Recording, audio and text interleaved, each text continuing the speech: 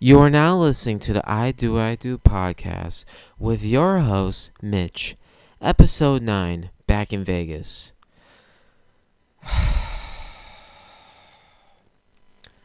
As you can hear from the title of this episode, I've officially moved back to Vegas. Why the hell are we back here? I swear, man, once I stepped foot off the plane and was driven around the city, I'm just like, oh no, here we go again. I have no idea how the hell was I talked into coming back here. Honestly, the only reason why I came back out to Vegas is simply because I had a toxic roommate. So I'm like, I can't deal with this anymore. I just need to get the hell out of here and now I'm starting to realize, maybe you should have toughened it out for a little bit until, your dorm life leases up. That way after that you just like, okay. My mind, sometimes it just doesn't. When it comes to decision making, you sometimes wonder, like, hey, maybe you should think thoroughly on this. But we're here now, and I think, there's a couple things I'm, like, excited about in terms of, like, living here. Of course, nightlife I'm excited about. Entertainment-wise, whether it be concerts, sporting events. We're excited about that. I get to see some friends. I get to see some friends again. Polly Two Tings, Charles Hill, Casey Take Your Bay Johnson. He's always good. I get to see some intermediate family members again. Mom, dad, sister, brother-in-law. The niece and nephew, and actually, you know what is a highlight? I get to see the dogs again. I love my dogs. Olive Stew, the Papillon, Chance the Labrador, Noli the Snagglepuss. I like seeing those dogs. And hopefully I meet some new friends along the way. Fabiola, I need to go out with her. My new best friend / wing woman, Marissa, I need to hang out with her a couple times. Bro, she just came out randomly say, "Hey man, you want to go see you too?" I'm like, Marissa, I don't have a half a rack to just blow on a U2 concert, bro. She's like a pastry chef. So I think she's got some other side hustles, man. Marissa is dope, man. I need to kick it with her a few times. Who else? Who else do I need to hang out with out here? Oh man, I'll figure it out. But yeah, man, we're back out here, in Vegas. I really don't get why people live out here, man. In terms of like a quality of life, you're not gonna get a quality life out in Vegas, man. Produce, neighborly, hospitality wise, bro, it sucks out here, bro. Here's the thing, man. I've been spoiled the last few months in terms of produce and hospitality wise out in Florida. Everybody in Florida loves each other. Everybody's happy in Florida. Produce wise, I mean, Publix, come on, man. You get the best fruits, best vegetables, best everything. Fresh market as well. Oh man. Ugh. I was like, because I do occasionally I like to go out and eat, but I'm more so like I love to cook at home. I like to eat fruits at home. And now I'm like, yo, we don't have that luxury out here, man. It's not the same. It's definitely not the same out here in terms of produce. It's not the same out here. But we'll figure it out, man. And I probably have to go to Whole Foods and Sprouts more instead of like the Vons and Smiths. I'll just have to. I'll figure it out. somehow I'll figure out. And plus, we got some good natural food places like Nectar, Grab a Green. I'll have to go there a bunch of times. Grab a Green's got a good like happy hour off smoothies, 25% off, 2 to 5 p.m. And also Nectar's got some deals now on their app. $8 acai bowls on Tuesdays, $6 smoothies on Fridays. So I'm gonna survive somehow, but bro. And you know what the problem is about living in Vegas? When you're bored out of your freaking mind out here, you just feel like, okay, here's my wallet, make it rain dollars, because in order to relieve boredom out in Vegas, you're going to have to like spend money just everywhere. And don't get me wrong, man, I like to spend money on like concerts, sporting events and whatnot. Movies, of course, but movies, I got Regal Unlimited, so that doesn't really count. But the problem is, there are some things in which you're like, oh, I'm interested in going here, but it's too damn expensive. You know what I mean? Like, concert-wise. That's the problem with Vegas, man. Compare and contrast Vegas to Florida. Florida is reasonably priced on just about everything. Sporting events, concerts, all that stuff. It's reasonably priced. Going out to dinner, it's reasonably priced. Vegas, it's like $500, $300 everywhere you go. It's like, bro, you don't need to do this. It's like, well, we have the Vegas name. I don't care if you have the Vegas name. Be reasonably affordable. It's ridiculous out here, bro. And it's not like Vegas has the name and beaches. You don't have the beach. Florida has the beaches. Florida has everything. And somehow Florida is still reasonably more affordable than out here. It's ridiculous, man. But we'll figure out a way to survive. Like I said before, we have the entertainment. We have the friends out here. We have the immediate family members. We have stuff to do out here. And of course, me being the financially responsible person out here, I'm going to be fine. And still be able to manage to do fun stuff out here. But I will say, though, one thing's for sure that I'm very excited about is being back out in the club. And being back around people that are around my age, that are not above 75 years old. Bro, there was barely any young people while I was out there in Florida. Well, I was in the oldest part of Florida in terms of like average age out in Florida. Yeah, I was in the older community out there, so I didn't really get to see too many like 20s out there. And plus, the part of Florida I was in, there is no such thing as a club out there, so that kind of hurt. Even though I could have probably taken a bus out to Miami and whatnot and party out there. But yeah, I get the club life back. That'll be nice. Now I just need to get people to go to the club with me. And that's another thing that sucks about living out in Vegas. People out here are very boring. The locals wise, they're very, very boring. Nobody wants to do anything out here. Oh, I don't want to do that. I'd rather stay at home. God forbid.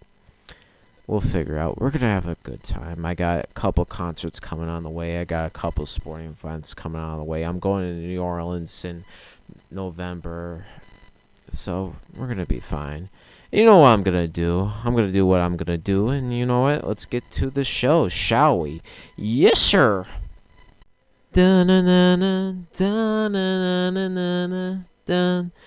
Depression and obsession don't mix well. That's the new theme song of the Chicago Bears. We've done this 2 weeks in a row, and it's just gotten worse for the Chicago Bears. When I originally had them for my Money Mitch pick covering 12.5, I just, I knew the Chicago Bears weren't going to beat the Kansas City Chiefs, but I felt like, they would have had some kind of decency or some kind of heart to be like, you know what? We really owe it to these fans that we actually give it our all against a team and a player in which we should have drafted in Patrick Mahomes instead of Mitch Trubisky. Which, by the way, I love Mitch Trubisky. Don't get me wrong. I love Mitch. He's my guy. But, we should show out and play our hearts out and just let everybody know that we still care about the Chicago Bears fan base. And, the Chicago Bears simply said, no, we hate you all. We don't want to see any kind of hope within your souls or minds or hearts. We just want to just simply die by the first half. And God forbid. Like, when it came to, like, the first half closing in, I didn't watch the rest of the game. I was out in a sports bar and I just was watching the first half of this game, and I was just like, oh my God, make it stop. Make it stop. 34-0 at halftime. I'm just like, all right, I'm out of this sports bar. I'm going back home, and I'm not going to watch the rest of the game. And ironic enough, when it came to halftime, when I was out and about, it started raining, and raining was pouring down on me. And it felt very fitting because that's exactly how this game and just about how this season has turned out. What a horrible team. Oh my God. 41-10 we lost. And we luckily got 10 points garbage time. Apparently our defense generated a couple turnovers miraculously over Blaine Gabbert, but good God. It just gets worse and worse. The defense of the Chicago Bears. Does anybody on the Bears defense know how to play defense? They can't generate a pass rush to save their lives. They don't know how to tackle to save their lives. What the hell? And and the thing is, like, I didn't have any faith in the Chicago Bears defense before the season start. I was very hesitant. Like, okay, we did add a couple pieces in linebacker core, which, Tremaine Edmonds, I'm sorry, but yes, he was definitely overpaid. But I had, like, slight hope, like, maybe in the leadership role he'll be different. But no, he's not different in the leadership role at all. Oh my God. But yeah, I had slight hope in this defense, but yeah, it's still the same. It sucks. It's been going downhill ever since Robert Quinn and, of course, Roquan Smith. Roquan Smith was the heart and soul of that defense. And when you get rid of the heart and soul of this defense, which I understand from their standpoint, given the fact that Roquan Smith, he hated us. He always made a problem against the franchise. So I get it. I get why they had to trade him. But, man, our defense, it's so bad. But you know what? Let's talk about the meat and potatoes of this team, which the part of this team that was supposed to be great, and it's our offense. I don't get why this offense is so bad. I mean, we added DJ Moore. We have a receiving core. We have a tight end. Why are we so bad on offense? And it's like when people ask me, Mitch, why is your team so bad? Why? I'm like, I don't know what to tell you. It has to. The only finger you can point is coaching, is play calling. Because I don't know how can you be this bad at offense when, the second half of our season last year, we were scoring points left and right. And now we don't know how to score points. We don't know how to do anything. We don't know how to run the ball no more. We don't know how to throw the ball no more. Justin Fields doesn't know how to do anything anymore. 11 out of 22, 99 yards. 99 yards, and most of those yardage came from garbage time. A touchdown interception. What the hell happened to Justin Fields? He doesn't know how to play football no more? He's like, well, the coaching made me a robotic quarterback, blah, blah. You know what I would do if I'm Justin Fields? If I'm saying all that stuff? I I'd be like Jay Cutler and be like, tell the coach I said F him, and just do your own thing. You don't want to play what the coaches are doing? Fine. Call an audible on every play and do your own thing. You know? Oh my God. It's just like I can't believe it. I just can't believe how bad we are. Both sides of the ball. I mean, Justin Fields now looks like Tyrod Taylor. He can't throw above 100 yards. Ridiculous. It's just utterly ridiculous just how bad we are. It's like you give these Bears fans so much hope because you add pieces, your offense looked great, and then all of a sudden the first 3 games is like, I don't care about football no more. Let's forget about how we play football now and just be terrible at everything. Oh my God. And thank God I canceled my Chicago Bears trip in Chicago. I was gonna go to my first game against the Broncos, hoping that it's gonna be a lot of fun. I got great seats and whatnot, and you do this. Thankfully, I pulled out because my mother bought me a plane ticket to Vegas before, and I was like, I'm gonna, it's fine. I'm not gonna go to Chicago no more. I'll just go back to Vegas. And thankfully, I got my money back. My New Orleans trip is all paid for because of canceling my flight. So it all worked out again. Man. Am I looking forward to the Bears 0-3 to 0-3 matchup against the Denver Broncos this week? We're out of two of our starting quarterbacks. Our safety's out. I don't know what to expect. Denver Broncos doesn't know how to play football too. So maybe we'll lock out a win. But just, man, this season's depressing so far. It's only 3 games and I'm broken. I'm a broken Bears fan. Good God Almighty. It's time for Money Mitch Picks. Da-na-na-na, da-na-na-na. Money Mitch Picks. Cha-ching. It's a work in progress in terms of trying to generate a theme song for that. Anyhow, Money Mitch Picks. Last week we went. Give me 1 second. I gotta look at my record. Give me 1 second. Hurry up, phone.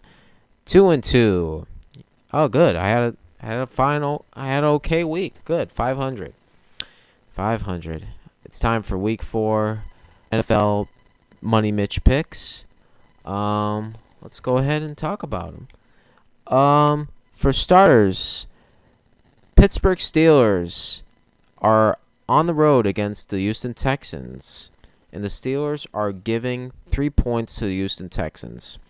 Houston Texans pulled out a nice win over the Jaguars. However, I feel like the Steelers are starting to stir up their mojo again on defense, but more so on offense. Kenny Pickett's starting to look good. Look good as in final weeks in the season. Kenny Pickett good. So I'm going to take the Steelers -3 over the Houston Texans. Yes, I'm going to take the Pittsburgh Steelers -3 over the Houston Texans. Buccaneers are on the road against the New Orleans Saints, and they're getting 3 points. Buccaneers, I understand they've had some struggles with the Saints in the last few years. I think they swept the Saints last year. I think they swept them. So I just feel like without Derek Carr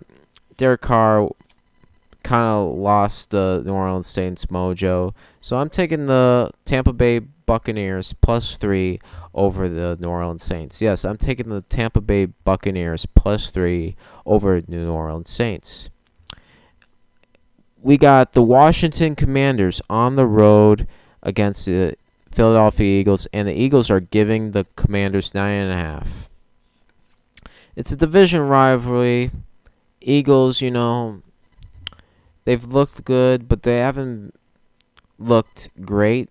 And just on the base alone, that it's a rivalry, and Commanders coming off a brutal L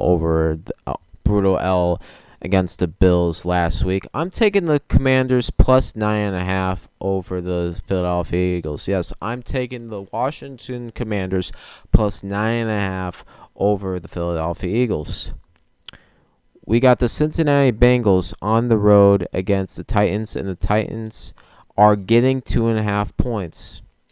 I feel like Joe Burrow is starting to get into a rhythm again, and the defense for the Cincinnati Bengals are looking very, very sharp.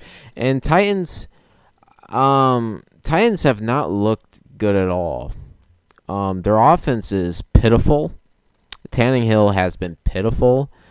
The run game has been pitiful. With that being said, minus 2.5 Bengals over the Tennessee Titans. Yes, I'm taking the Bengals minus 2.5 over the Tennessee Titans. We got New England Patriots on the road against the Cowboys, and the Cowboys are giving the Patriots 6.5.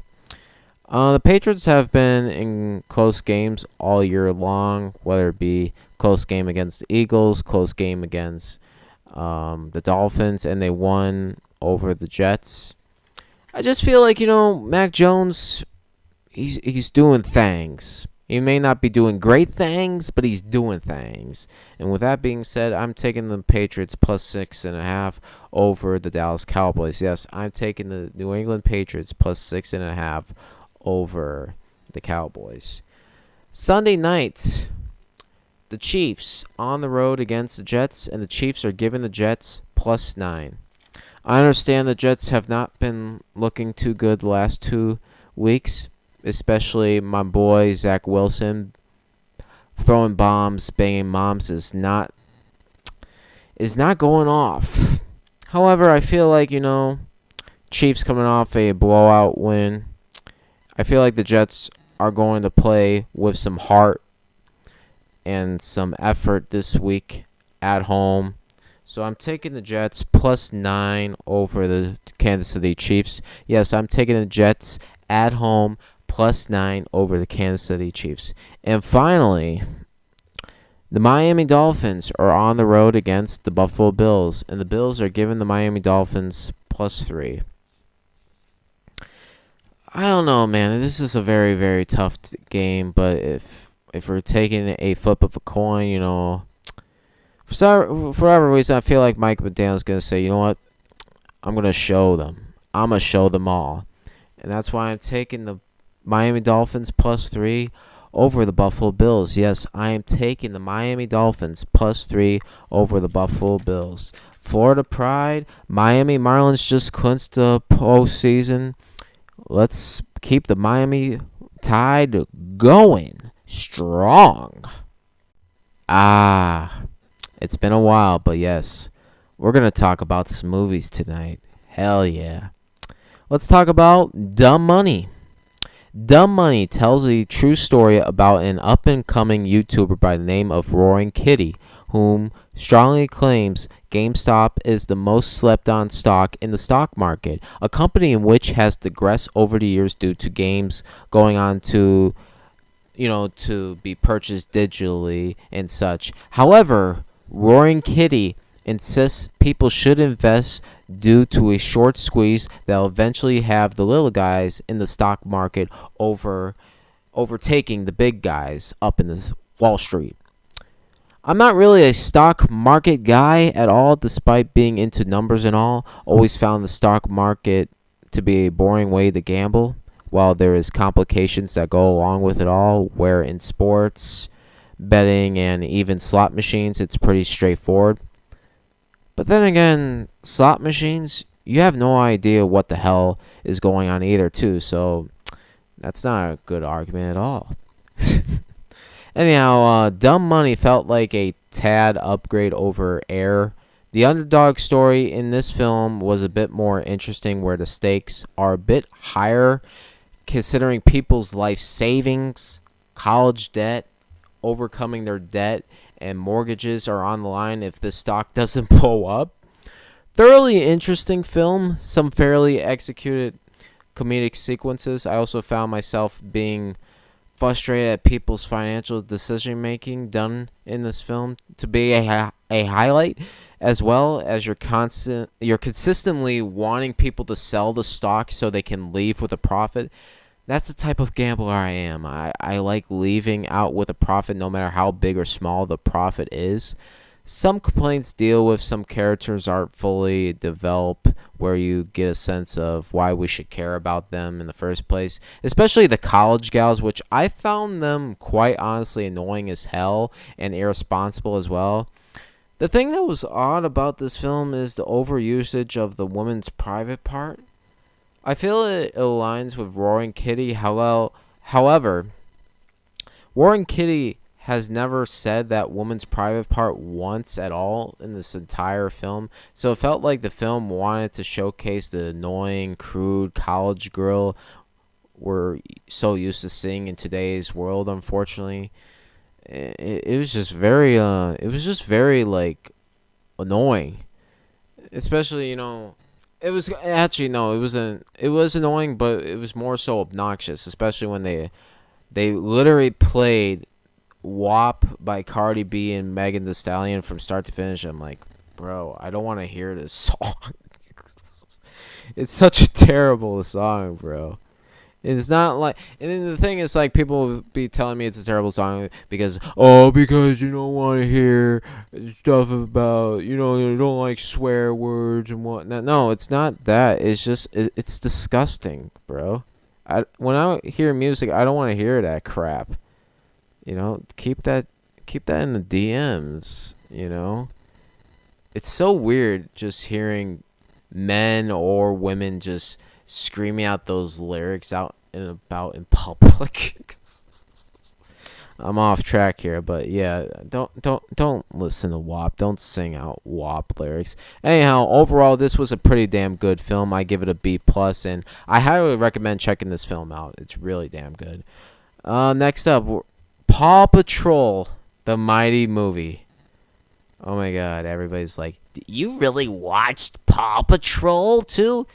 Hell yeah, man. The first one poked fun at our dysfunctional politicians, so yeah, I was interested in what the sequel might bring. Anyhow, this film tells a story about a meteor striking down on Adventure City, where the inside the meteor held magical crystals in which whomever holds a crystal gets superpowers. So the beloved Paw Patrol pups, and love have now become super powder pups, where each pup has a superpower of their own based around their job role, personality in the Paw Patrol. The pups will have to take on a mad, woke, green hair scientist by the name of Victoria Vance. I tell you, man, this IP, it gets the American people. Hell yeah. Take down that woke woman, yeah! Hell yeah, hell yeah. Paw Patrol, the mighty movie, quite honestly, isn't as engaging as the first film. I think the themes that first film was going after felt suitable for adult audiences watching along with their kids compared to this film. However, I felt the sequel was a harmless, inoffensive, cute, genuine kids film that just does enough to get the job done in order to achieve an average grading. Can I ask a serious question?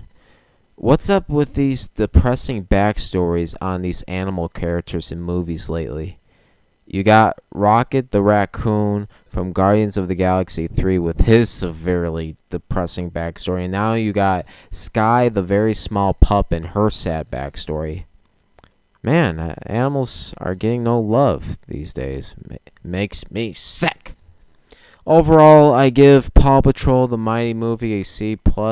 I preferably recommend this film centered towards little kids. Parents will be fine with it, but there's not really much interest above the standard superhero formula, And lastly, oh yes, I'm so happy to talk about this one.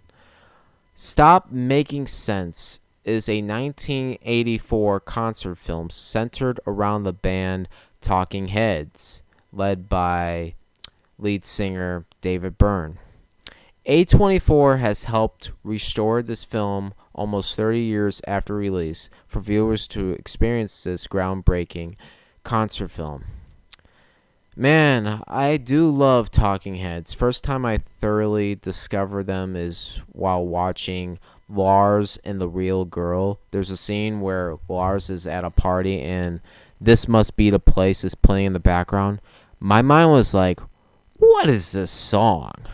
This song sounds nice. I'm going to venture out and figure out what the song is.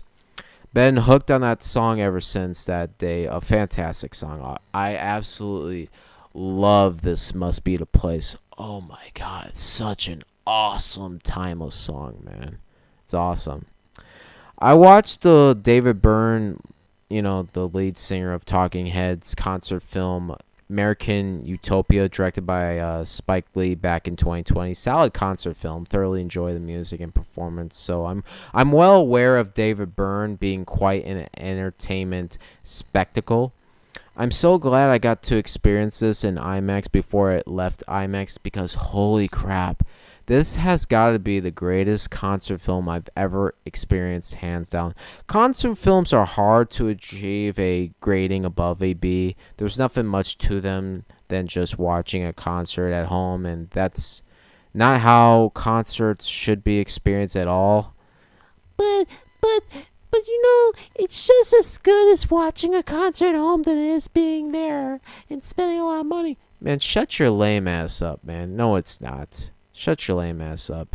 If you are one of these people, man, reevaluate yourself, because you really need to have an experience with life, Life is all about an experience. Life is not meant to be doing things at home, being restricted at your home and phone, man. Get out of your damn house and go have an experience. You know what I'm saying, man? But anyhow, what makes Stop Making Sense truly remarkable is the filmmaking of it all. The film was way ahead of its time with how documentaries are made today. Like, we're talking roughly 30 years, because this film is the blueprint of how neon-rated documentaries in terms of filmmaking style are made. The music within itself is incredible. A young David Byrne is arguably a top 10 performer, hands down. His movements are pure insanity, and the fact he can be able to produce high quality vocals while moving his body like that isn't human to me at all. Like, especially this one song sequence when he was just moving his body all sorts of places. I'm like, how the hell is he doing that and maintaining like great vocals? It was just pure insanity. Holy crap. The concert within itself felt reminiscent to the likes of the Silk Sonics show, the Silk Sonic Bruno Mars Anderson .Paak concert I experienced in 2022, where you're up and out of your seat just dancing the night away like you're inside a club. This film will leave you in two states. One being you're going to stock up on concert tickets, which that should be normal, because the film makes you want to attend as many live music experiences as you possibly can. And two being, you're going to be pissed off at your parents for not having you born in the 60s. The music era of this time period is ridiculous. There are so many incredible artists delivering incredible performances during this era.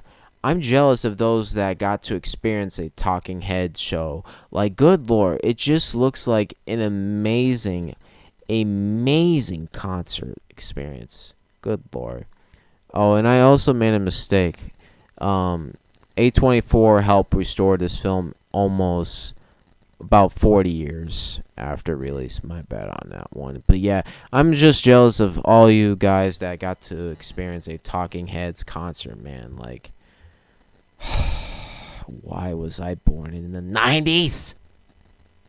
Overall, Stop Making Sense is a fantastic concert film that at the moment it gets an A- recommendation, but can soon be changed to an A. I feel like I need to go back for a second round, because It's just an incredible experience. I highly recommend this film. It's a must-see film. You gotta be a complete damn fool to not experience this film in theaters, because it is just wonderful. It is so damn awesome. Go see Stop Making Sense today. It is wonderful.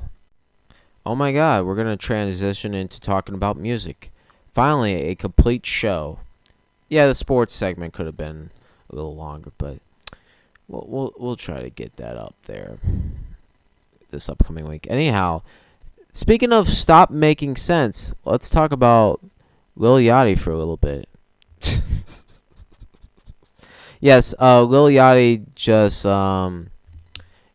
his new tour, the field trip tour, is underway. I saw a clip on Instagram where Lil Yachty, of course, he made his first stop wherever he made his first stop, and he's performing, and the show looks absolutely insane.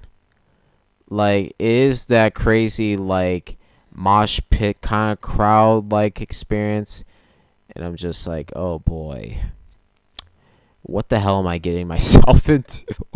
Now you're thinking to yourself, Mitch, you really going to a Lil Yachty concert? And if you would have told me, like, let's see, Lil Yachty debuted in like 2015 when One Night dropped. So if you would have told me, say, 7 years ago, or maybe 8 years ago, hey Mitch, one day you're going to attend a Lil Yachty concert, I would have been looking at you like, you can't be serious. I'm never going to see that dude live, never, because I never liked Lil Yachty's music. Of course, he had a couple songs here and there, but overall, like, he could never like carry an album from start to finish because he always has a lot of stupid ass songs. Oh my god, he's just a very weird rapper to me. But here's the thing, man. His newest album, Let's Start Here, which is kind of like a very unique experience, especially in like Lil Yachty's like catalog. Let's Start Here is a really good album. Like, I was genuinely shocked just by how good it is. It had like a very unique, different kind of crisp sound to it. It was a really good album. I really love Should I Be and Pretty, and of course Drive Me Crazy. I'll lose it. Yeah, so that's why I'm like attending the field trip tour Lil Yachty concert, and I'm just like, bro, because it is an all ages show, so it's gonna be like a bunch of like kids, bro. It's gonna be like a bunch of like, these like high school 16, 17-year-old kids that think they got these like weird personalities, like, yeah man, I'm the man, yo. Gang, gang, gang, bro. Yeah, TikTok. Whoa, whoa, whoa. It's just like, bro, I'm gonna be in the crowd with these damn kids. No. But you know what the thing is, man? I'm probably gonna fit in well with these kids, man. Because, for whatever reason, people from all ages and demographics, they like me for whatever reason. I don't even speak 2 words and be like, yeah, man, this guy's cool. I'm like, thanks, bro. I haven't spoken 2 words, but thanks. So, I hope the one thing is, I just hope I don't get into a mosh. I don't want to be in a mosh pit. I can't we talked about this earlier about mosh pits. I'm like, I think mosh pits are the stupidest thing in concert culture today. So hopefully I get away from that scenery. I just really want to sing, dance along, and jumping up and down to these songs, and that's all you really can do, because there's you go to a Lil Yachty concert, there's gonna be no fine girls there. Like, yeah man, I'm going to this Lil Yachty concert to hit on some girls. Like, bro, there's no girls gonna be at this concert. There's gonna be all these weird dudes gonna be at, and of course some music heads are gonna be at this Lil Yachty concert because they love Let's Start Here album as well, like I did. You know, so it'll be that demographic, but yeah, it's like I'm not gonna find a girl randomly in a crowd, be like, "Yo, you want to, you want to dance to Drive Me Crazy?" Or what songs he's gonna perform? He better perform Pol. Yeah, girl, you want to dance to Poland? Oh no! Imagine that you just like pull up to like a random girl, like, "Hey, girl, you want to go to a Lil Yachty concert with me?" I bet every girl will be looking at you stupid, like, "What? Lil Yachty? That's the best you can come up with for a date is Lil Yachty? Are you stupid, bro? Are you stupid? I can't date a scrub like you that can only offer a Lil Yachty concert." Oh my god. Um, I feel like, you know, my expectations of this Lil Yachty concert is simply this. I hope it's the same kind of reaction I had when I saw I Love McConan opening up for the Drake concert at the Drake versus Lil Wayne tour. I hope it's the same exact reaction where you're just having a good time and just laughing your ass off at the same time. Because that's exactly what I'm going to be doing. There are moments in the Lil Yachty concert where I'm like, oh yeah, I dig this song that he's performing. But at the same time, there's going to be a lot of stupid songs he's going to be performing, and you're just going to be in the crowd just laughing. You're just laughing so badly, but you're going to have like a good time as well. Cuz I feel like that's the vibe of the Lil Yachty concert that I feel like I'm going to experience. It's just like just forget everything that's going on in your life. Just forget how stupid this thing is. Just have fun. Let's just have fun. And that's what I'm going to do. I'm going to have fun. I'm going to listen to the tunes that I came to a Lil Yachty concert to listen to, and I'm just going to have a fun time.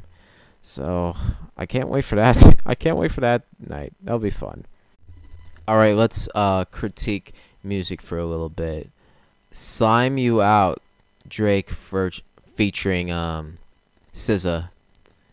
This is the first single coming off of Drake's upcoming album, For All the Dogs. I'm really surprised Slime You Out. And by the way, this is the first single off an album from a Drake album. First single off a Drake album in like how many years, man? It's been like it's probably since Scorpion, huh? Cuz honestly, Dark Lane demo tapes doesn't count as an album to me. It counts more as so like a mixtape. But a single off an album, first single he's done off an album that he released off an album in like, good lord, it's gotta be like 7 years, huh? It's gotta be like 7 or 8 years. Cause Scorpion came out. Hold on, wait, no. I think Scorpion came out. Hold on. Yeah, it came out 2017. I remember. 2017 it came out. So yeah, it's been 6 years. Wow. Slime You Out. First of all, when the song first came out, I was listening off the speaker of my iPhone, and the sounded really good, and I was really digging the song. I was like, ooh, this sounds awesome. The vocals in this is very, very nice. Very, very nice.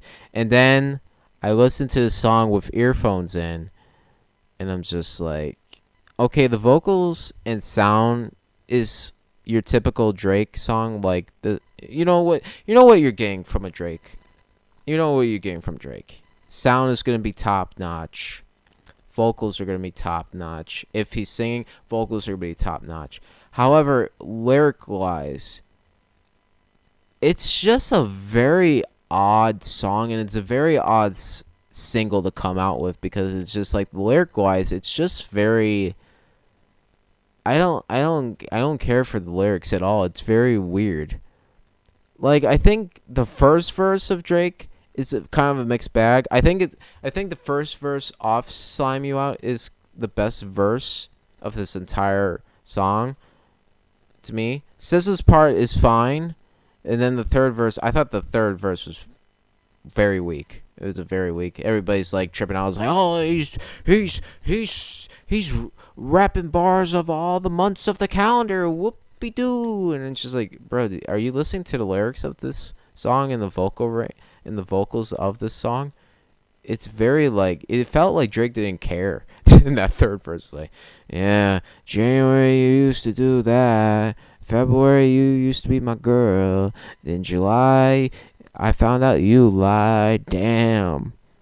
It's like, did he really care about that third verse at all? Yeah, like first verse, even the first verse, it's like whipped and chained like your American slave. It's like, what? Did he really just say that? I feel like Drake is on like his R. Kelly vibe. It's like, okay, I'm gonna just sing whatever the hell I feel like, and if people can't notice how stupid this is, then I'm gonna just keep on doing it, because that's exactly how R. Kelly did like later on in his music career. He'd just be singing like the stupidest crap, and people will just be like, "Yeah, I vibe with this." Is like, yeah, of course, artists like Drake can make anything sound good. It doesn't matter what he's singing. He'll just hypnotize you, be like, "Oh man, this is so awesome," because he's singing it so majestically. And in this case scenario, it sounds like that, exactly like it. It's like the lyrics are very just. I don't like it. I don't like it. The song, it's within itself is fine. I listen to it all the time, mostly for the vocals. I mean, the vocals in this is really damn good. Like I said before, it's just lyric wise, it's very all over the place. It's a 5 out of 10 song. Like it's fine, it's serviceable, but it's just like for a first single off an album, it's just like this is a very weird single to come out with for your first single off your next album. It's very, very weird. But yeah, 5 out of 10. It's very weird. Teezo touchdown, or is it Teezo touchdown? Either way, I'm gonna go with my first one. I apologize to Teezo if I messed up his name. Teezo touchdown. How Do You Sleep at Night album. This was highly recommended by Drake, saying this is very groundbreaking, incredible stuff, life-changing stuff. What did I think of Teezo touchdown? How Do You Sleep at Night? Teezo touchdown is most recognized as like some hidden features off artists like Tyler the Creator, also Travis Scott. He's been featured on those types of artist song. So yeah, I was intrigued considering the high recommendation Drake had for the album. I was intrigued, like, okay, I want to see how this is. And honestly, it's a good album, and it's also an inspirational album to all those that felt like, oh, your career, there's no way in hell you can break through into an industry when you're kind of old. Like, this man was 30 years old when he released this album. So it is very inspirational and very influential to those people. Like, hey, doesn't matter what age you are, it doesn't matter where you are in terms of your life or whatnot, you still can do incredible things. You still can make it if you trust, believe, and work hard at it. And that's why I feel like, it is an inspirational album in that regard. But I do like this album. There's quite a few of highlights in this album. I like is very nice. Sweet is very nice. Impossible is very nice. Too Easy is a banger. Too Easy is a banger. That's the type of song you play before like a college football game or football game, storming out the tunnel. That song is lit. I'm surprised that hasn't taken off. But Mood Swings is good. Mood Swings is on a Taco Bell commercial. What the hell? Good for Teezo touchdown, but it's just like, what? Mood Swing is like showcased on like these like $2 burritos. Everything at Taco Bell is like $1 or $2, or it's like yeah, of course it's dog food, but at the same time it's like, how the hell does Taco Bell make any money? Everything's like $2 and below there. But yeah, Mood Swings is very, very nice. What else do I like? Familiarity is very nice. I love that song, and I do like the closing song. The original was better. Is a nice closing song. But yeah, he's got a nice sound. Songs are very, very he's got relatable content, and it's got like very intriguing.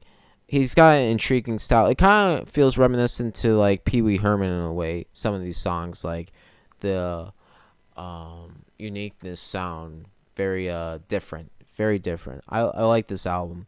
I give this album 6 out of 10. It's definitely worth a listen, and apparently Teezo Touchdown is going to be opening for the Travis Scott tour, concert tour, Circus Maximus tour, so I am looking forward to seeing him, especially opening up for Travis Scott. That'll be a very, very nice. But yeah, Teezo Touchdown, man. How do you sleep at night? Good stuff. Good stuff indeed. Last thing to talk about for music-wise, Johnny Yukon. Movies Worldwide Part 1 album. Johnny Yukon. Johnny Yukon's very slept on. Very slept on artist. Honestly, who brought my attention to Johnny Yukon was actually my music buddy of mine, Charles Hill. Charles Hill, man, sometimes he'll be generous to what is it called? Recommend music with you. It's not too often Charles recommends music to people.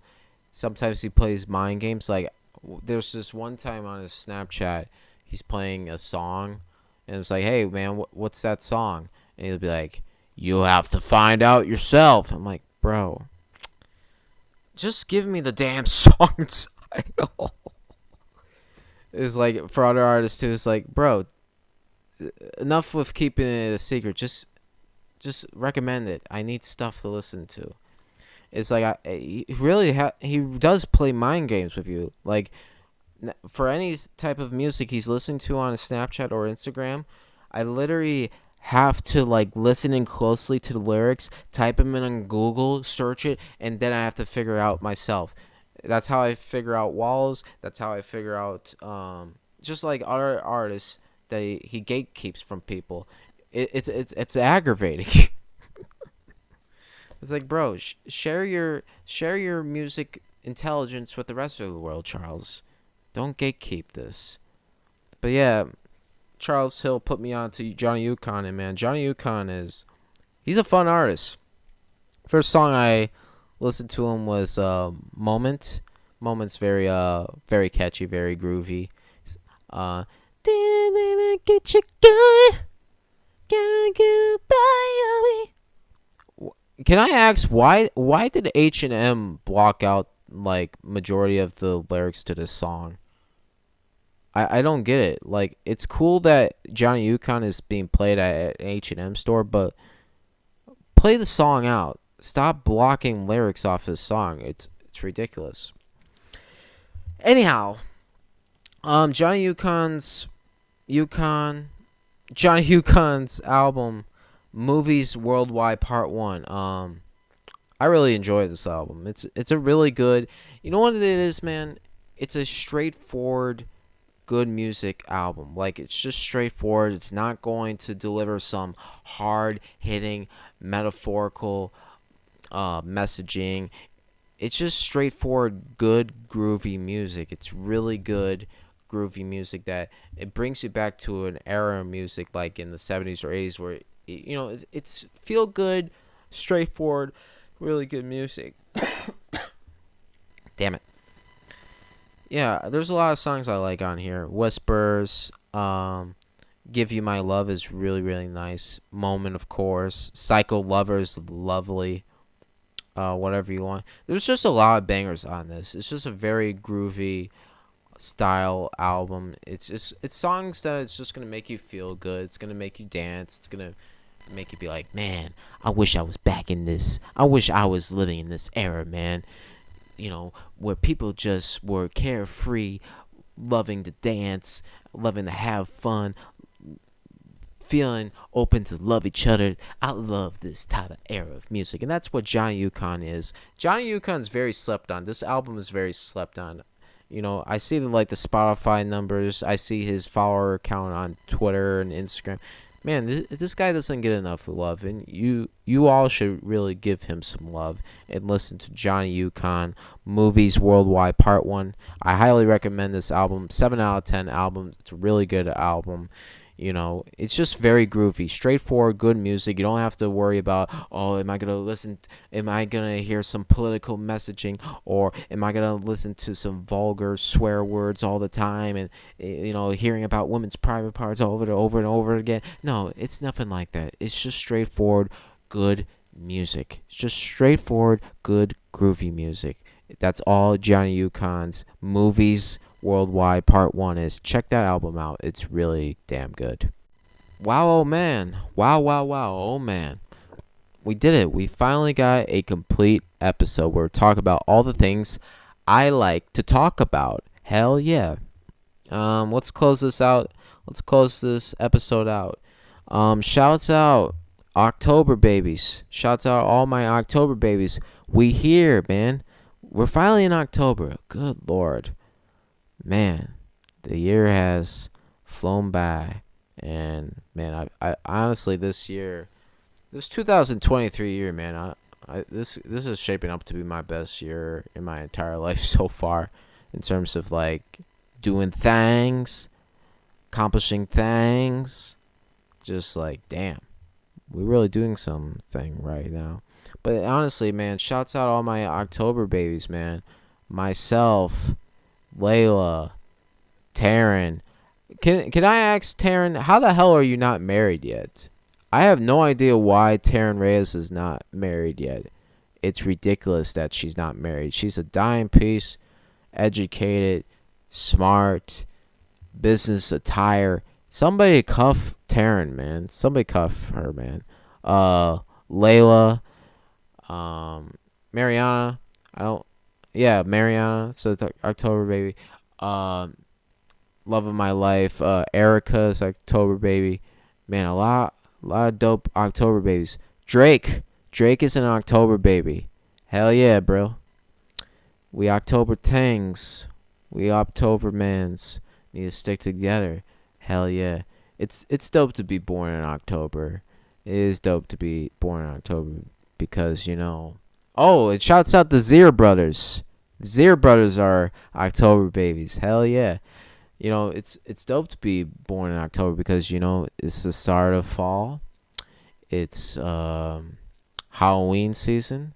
A lot of girls show out during the Halloween season. That's great. But yeah, it's a fun time, man. It's a fun time. October's very own, And that's how we're going to wrap up the show. Just appreciating all the October babies out there, man. Shouts out y'all, man. We keep it real, man.